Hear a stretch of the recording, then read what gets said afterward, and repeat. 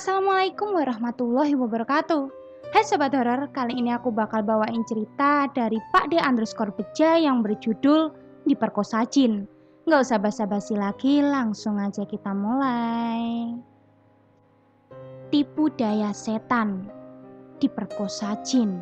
Sebuah cerita dari Pak D_Beja. Tahun 80-an adalah tahun yang berat sekaligus membahagiakan bagi pasangan Rustam dan Lasminah. Karena akhirnya mereka mendapat restu untuk menikah dari orang tua Lasminah. Syarat yang diberikan orang tua Lasminah memang dirasa cukup berat oleh Rustam, di mana ia harus mempunyai rumah sendiri sebagai syarat untuk menikahi gadis pujaan hatinya. Tabungan dan sawah yang dibeli dari hasil Rustam merantau di negeri seberang selama bertahun-tahun sampai harus dijual agar ia bisa memenuhi syarat dari orang tua Lasmini. Rustam hanya menyisakan satu petak pekarangannya. Itu pun lahan yang akan dibangun untuk membangun rumah. Uang hasil menjual sawahnya habis untuk membangun sebuah rumah. Untuk biaya pernikahannya sebagian besar dibiayai oleh orang tuanya. Walaupun sederhana, namun akhirnya keinginan Rustam dan Lasminah terwujud. Mereka menikah. Di malam pertama dan di hari-hari awal pernikahannya, mereka masih tinggal di rumah orang tua. Kadang di rumah Rustam, kadang juga di rumah Lasminah. Hingga akhirnya ketika semua peralatan rumah tangga yang dirasa penting sudah ada, mereka pun pindah. Sebagian peralatan atau isi rumah dikasih oleh orang tua Lasminah. Raut wajah bahagia dan sumringah terlihat di hari-hari pertama tinggal di rumah barunya. Mereka seperti hidup di dunia baru tanpa gangguan. Maklumlah, pasangan pengantin baru masih barbar. Rumah yang Rustam bangun bukan rumah yang mewah, hanya hunian sederhana namun cukup bagus, bahkan lebih bagus dari rumah-rumah tetangganya. Jarak antar rumah di sekitar tidak jauh, hanya saja halaman samping kanan kiri setiap rumah masih banyak sisa lahan yang mengakibatkan ada jarak dengan rumah-rumah lainnya. Rumah Rustam dibangun dengan dinding kayu, sumur berada di belakang rumah. Sedangkan WC dibuat di pojok halaman belakang. Semuanya terpisah. Di masa itu belum ada aliran listrik di desa ini. Penerangan masih menggunakan lampu minyak tanah. Petromak juga masih termasuk barang mewah. Untuk hidup sehari-hari mereka masih mengandalkan sisa tabungan mereka.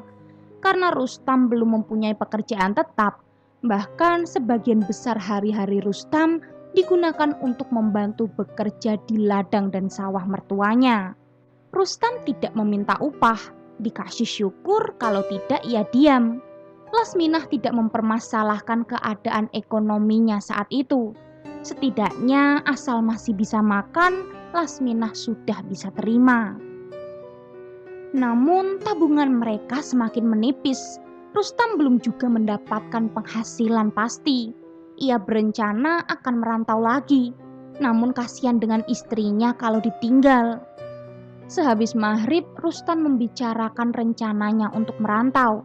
Namun Lasminah belum siap kalau harus ditinggal lama-lama.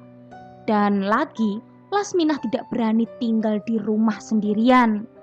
Akhirnya Rustam mengurungkan niatnya untuk merantau. Rustam akhirnya bekerja di tempat penggilingan padi yang berada di desa sebelah atas tawaran temannya. Setiap hari dengan menggunakan sepedanya, Rustam berangkat pagi dan pulang setelah selesai menyelesaikan pekerjaan di setiap harinya.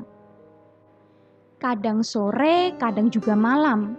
Hari itu Rustam pulang malam karena banyaknya pekerjaan, sedangkan Lasminah di rumah sendirian. Sedari habis maghrib, Lasminah mondar-mandir di ruang tamu menunggu suaminya datang. Sebentar duduk dan berdiri mengintip dari pintu melihat keluar, berharap suaminya segera pulang. Ia sudah tidak tahan menahan karena dari tadi kebelet pipis. Namun Lasminah tidak berani ke kamar mandi. Ia takut karena setelah maghrib, suasana desanya sepi dan gelap. Tidak ada penerangan di luar rumah, baik di rumahnya maupun rumah tetangganya. Yang ada hanyalah suara serangga malam. Lasminah langsung membuka pintu ketika mendengar suara di halaman rumahnya. Ia berharap itu Rustam, suaminya.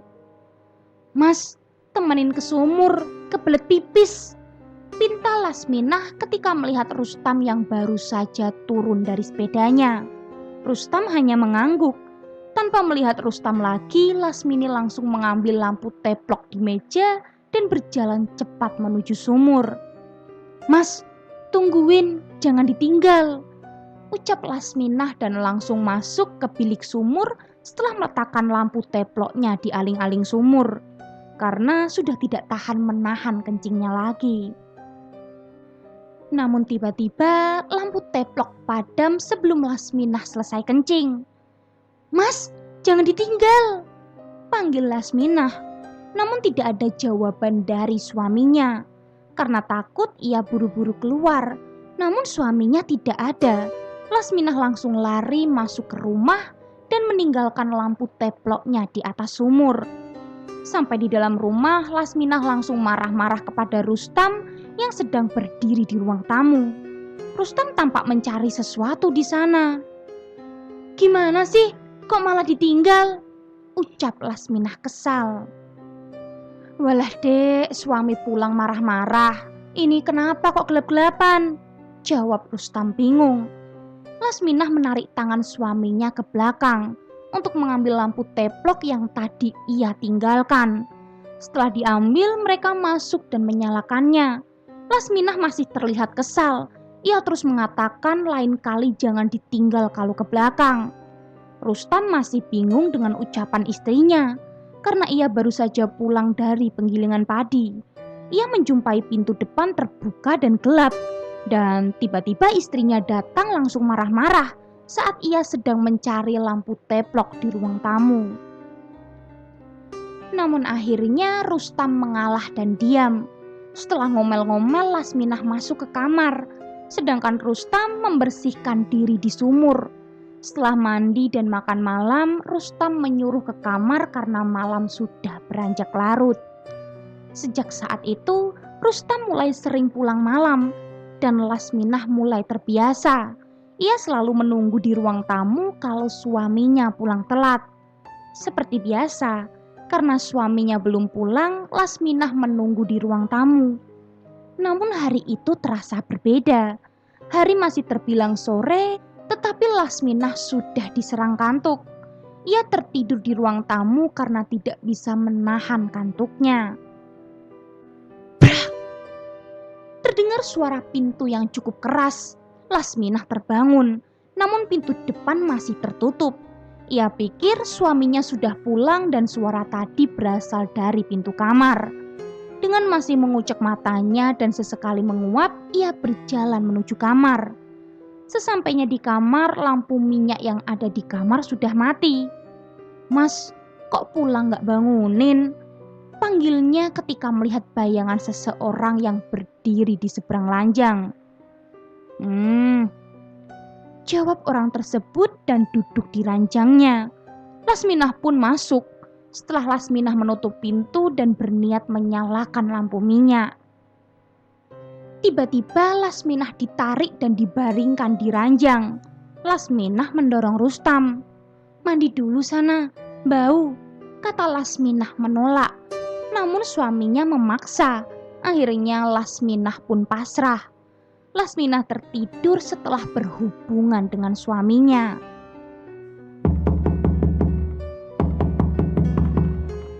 "Dek, bukain pintu." Terdengar ketukan dan panggilan dari jendela kamar.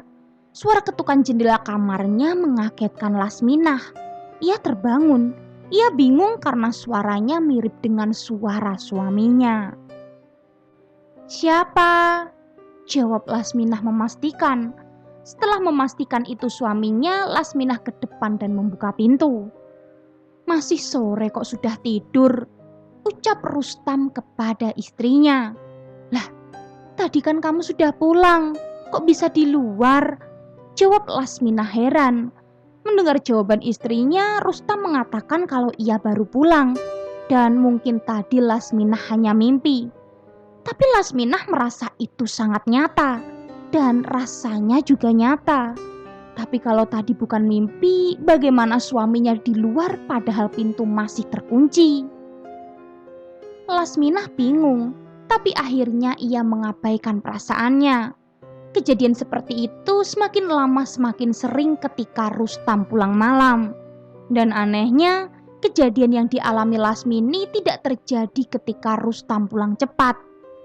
Belum 2 bulan Rustam bekerja di penggilingan padi, Rustam terpaksa menganggur.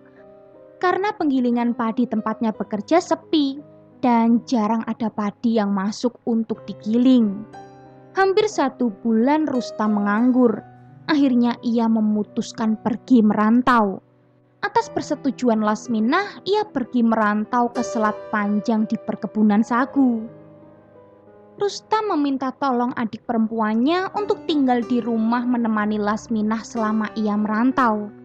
Dan ini adalah awal bencana bagi keluarga mereka. Meski berat, Lasminah terpaksa mengizinkan suaminya pergi. Terbayang olehnya hari-harinya setelah suaminya pergi merantau. Apalagi Rustam merantau ke Selat Panjang. Itu artinya paling cepat 2 tahun ia akan bertemu suaminya lagi. Tapi Lasmini tidak punya pilihan. Ini sudah keputusan suaminya yang sepertinya sudah dipikirkan matang-matang. Di keberangkatan suaminya, Lasmi mencoba tegar, memperlihatkan dirinya kuat dan baik-baik saja agar Rustam tidak kepikiran. Rustam pun pergi merantau. Mulai saat itu, Lasminah ditemani Tantri tinggal di rumah. Tantri adalah adik Rustam, usianya baru 15 tahun. Kesehariannya hanya guru mengaji anak-anak belajar membaca Al-Quran di musola setiap sore. Sedangkan kalau pagi kalau tidak membantu orang tuanya, ia hanya diam di rumah. Ini adalah malam pertama Tantri tinggal di rumah Lasminah. Setelah maghrib, Lasminah dan Tantri menghabiskan waktu menunggu Isya dengan berbincang. Tantri mencoba terus mengajak kakak iparnya untuk mengobrol, karena sedari tadi Lasminah tampak tidak bersemangat. Baru setelah azan Isya, mereka sholat dan tidur. Mereka tidur di kamar yang terpisah.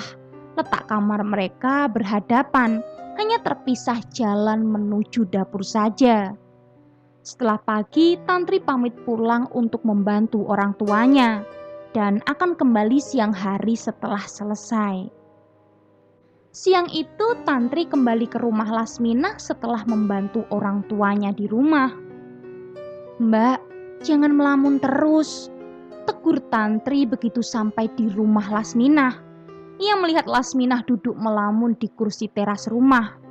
Teguran Tantri mengagetkan Lasmi. Mereka pun mengobrol di teras. Sampai pada saat hari mulai sore, Tantri pamit mandi karena sudah waktunya ia mengajar ngaji anak-anak di musola. "Ikut tidak, Mbak?" Tantri mengajak kakaknya. "Siapa tahu mau ikut ke musola." "Tidak, Tan, aku di rumah saja. Jangan sore-sore ya pulangnya," jawab Lasminah. Setelah selesai dari musola, Tantri pulang dan masih melihat Lasminah duduk di teras.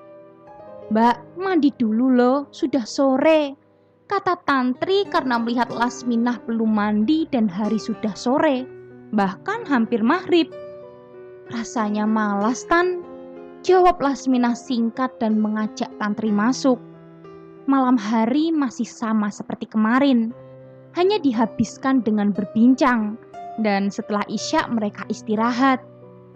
"Mbak, Mbak Lasmi," suara panggilan Tantri membangunkan Lasminah di tengah malam. Lasminah pun ke kamar Tantri. Lasminah menjumpai Tantri masih tertidur, namun mulutnya terus memanggil-manggil namanya.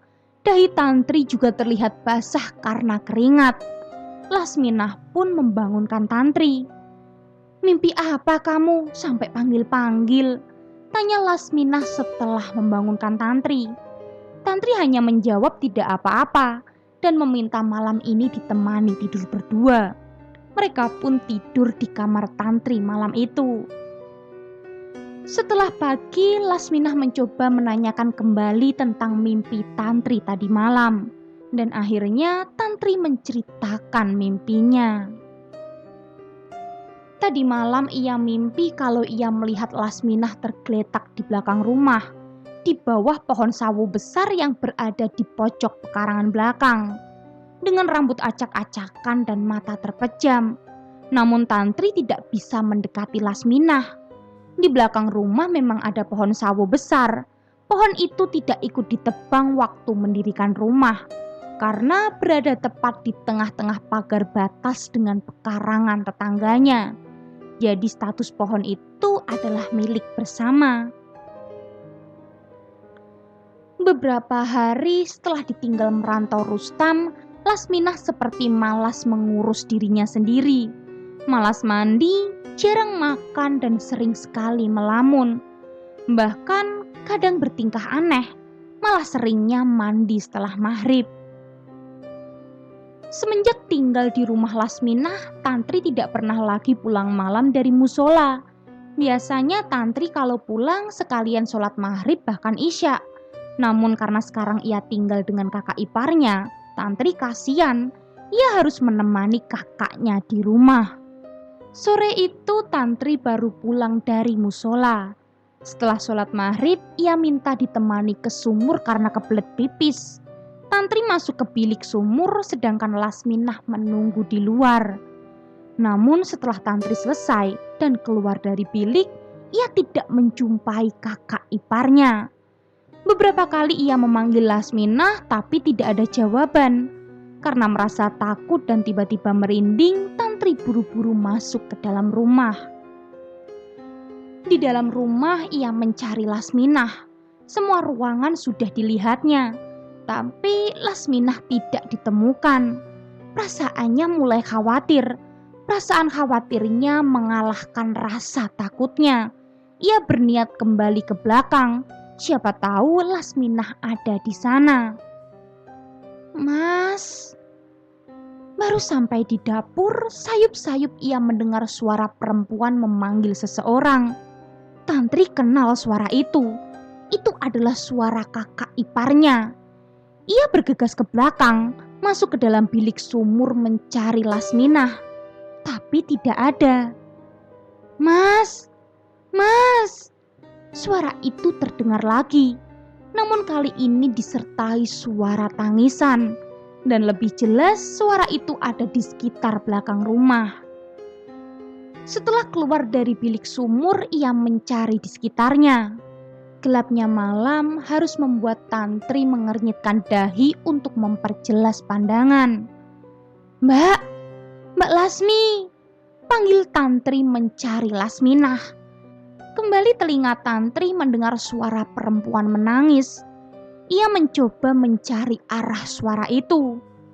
"Mbak, Mbak Lasmi." Panggilnya ketika melihat orang sedang berjongkok atau mungkin duduk di tanah. Hanya seperti siluet hitam. Tantri ragu, rasa takut kembali ia rasakan. Rasanya ingin kembali masuk rumah saja. Namun ia mendengar suara tangisan lirih lagi dari arah sosok itu. Dengan lampu teplok di tangannya, ia memberanikan diri pelan-pelan mendekat. Kali ini orang itu semakin jelas karena terkena sinar temaram lampu teplok yang dibawa oleh Tantri. Sosok itu adalah Lasminah. Walaupun hanya melihat dari belakang, ia tahu itu Lasminah. Lasminah sedang duduk di tanah, menunggu dengan rambut ikalnya yang terurai, menangis meratap tidak jauh dari pohon sawo. "Mbak, ngapain di sini?" tanya Tantri. Lasminah berhenti menangis, namun Lasminah masih menunduk dan diam, tidak menjawab pertanyaan Tantri. Lebih dari 2 kali Tantri memanggil, tapi Lasminah tidak juga menjawab.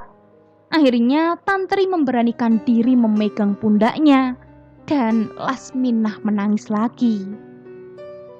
Dalam keadaan merinding dan takut, Tantri membangunkan Lasminah dari duduknya. dan menuntunnya untuk masuk ke dalam rumah. Sampai di dalam rumah, Tantri mengantarkan kakaknya sampai ke kamar. Lasminah masih mengeluarkan air mata saat di dalam kamarnya. Tantri bingung karena Lasminah tidak menjawab setiap kali ditanya. Lasminah hanya diam dan mengusap air matanya. Tantri bingung harus berbuat apa dan minta tolong ke siapa. Sedangkan untuk keluar rumah saja ia takut. Dan kalaupun Tantri harus keluar, ia khawatir dengan keadaan kakak iparnya saat itu. Sampai akhirnya ketika Lasminah sudah mulai tenang, Lasminah mulai mau bercerita bahwa tadi saat menemani Tantri ke sumur, ia melihat orang berjalan dari samping rumah belakang. Walaupun gelap, tapi Lasminah yakin dari postur dan siluetnya itu adalah suaminya. Ia memanggilnya tapi tidak dijawab. Orang tersebut berjalan ke belakang. Berkali-kali dipanggil tapi tidak menoleh. Dan orang itu menghilang ketika mendekati pohon sawo di pojok pekarangan rumah. "Jangan dipikir, Mbak, kakak insya Allah sehat di sana," kata Tantri menenangkan Lasminah. Tantri menenangkan Lasminah, memberinya semangat dan mengatakan kalau itu semua hanya halusinasi saja. Karena Lasminah terlalu memikirkan dan rindu dengan suaminya. Namun Lasminah bersikukuh kalau tadi itu adalah Rustam suaminya. Karena ia merasa melihat dengan keadaan sadar. Malam itu Tantri menawarkan diri untuk menemani kakaknya tidur. Namun Lasminah menolak. Akhirnya Tantri meninggalkan Lasminah di kamar sendirian karena Lasminah sudah mulai tenang dan merebahkan diri di dalam kamar. Jadi Tantri keluar dan masuk ke kamarnya sendiri. Ia duduk di dalam kamar sambil menunggu waktu sholat Isya. Belum lama Tantri berada di dalam kamar, rasa kantuk mulai datang. Tidak biasanya ia merasa ngantuk di jam-jam seperti ini. Dan kantuknya pun sangat berat dirasakan Tantri. Tantri merebahkan sebagian tubuhnya di ranjang dengan kaki menjuntai ke lantai. Tantri tertidur dan terbangun ketika mendengar teriakan. Tantri kaget sampai terduduk mengucap istighfar. Sejenak ia terdiam, meyakinkan kalau suara itu bukan mimpi. Teriakan itu masih terdengar keras dari arah kamar Lasminah. Tantri pun berdiri. Brak! Tantri jatuh menimpa meja kayu di dalam kamarnya ketika melangkahkan kakinya. Kakinya kesemutan dan sakit ketika digerakkan. Bersamaan dengan jatuhnya Tantri, teriakan Lasmi berhenti. Tantri dikagetkan oleh pintu kamarnya yang tiba-tiba terbuka. Oleh Lasminah yang kemudian masuk dan buru-buru menutup kembali. Lasminah bahkan hampir saja menginjak Tantri yang masih kesakitan. Lasminah langsung memeluk Tantri dengan tubuh gemetaran. Tangannya menunjuk-nunjuk arah kamarnya. Kata-katanya tidak jelas, gagap karena gemetar dan seperti merasa ketakutan yang luar biasa. Dengan masih menahan sakit di kakinya, Tantri membiarkan Lasminah memeluknya. Sampai akhirnya Lasmi melepaskan pelukannya. Mereka duduk di ranjang Tantri. Setelah Tantri keluar dari kamar Lasminah tadi, ternyata mereka sama-sama tertidur di kamar masing-masing karena kantuk yang tiba-tiba datang. Lasminah terbangun karena merasa dadanya sesak dan seperti ada sesuatu yang berat menindih tubuhnya. Lasminah berusaha membuka mata tapi tidak bisa. Tubuhnya tidak bisa digerakkan. Dan suaranya tidak bisa keluar mesti sudah berusaha berteriak. Dan ketika Lasminah akhirnya bisa membuka mata, ia dengan jelas melihat sepasang mata besar di atas mukanya. Dengan tubuh hitam tidak jelas, namun ia melihat tubuhnya sangat besar, memenuhi separuh ranjangnya. Lasminah tidak bisa bergerak. Teriakannya akhirnya bisa keluar setelah mendengar benda terjatuh keras dari luar kamarnya. Dan sosok itu hilang. Setelah sosok itu hilang, Lasminah baru bisa bangun dan langsung lari ke kamar Tantri. Mendengar dan melihat Lasminah yang masih ketakutan, Tantri pun ikut merinding. Kamar Tantri pun ia kunci. Sebenarnya mereka ingin keluar dari rumah malam itu, tapi mereka tidak berani keluar rumah. Takut kalau bertemu dengan makhluk yang diceritakan Lasminah tadi. Astagfirullah. Tanti beristighfar. Ia baru ingat belum sholat isya, tapi mereka tidak berani keluar rumah untuk mengambil wudhu. Akhirnya mereka terpaksa tayamum. Entah sah atau tidak, mereka sepertinya mengabaikan hal itu. Karena saat itu mereka tidak berani keluar rumah, bahkan keluar kamar mereka takut. Tantri dan Lasminah tidak sholat berjamaah. Mereka bergantian sholat dan yang lainnya berjaga. Sepanjang malam mereka berada di kamar. Walaupun tubuhnya berbaring, tapi sepertinya mereka tidak tertidur dan berdoa dalam hati masing-masing. Pagi harinya Lasminah ikut pulang ke rumah mertuanya. Namun Lasminah melarang Tantri untuk menceritakan kejadian semalam. Karena takut tidak akan ada yang percaya dengan cerita Tantri dan Lasminah. Gimana Sobat Horor? Kira-kira makhluk apa yang mengganggu Lasminah dan apa keinginan makhluk itu? Kalau gitu tunggu kelanjutan ceritanya dan jangan lupa nyalakan lonceng notifikasinya. Bye!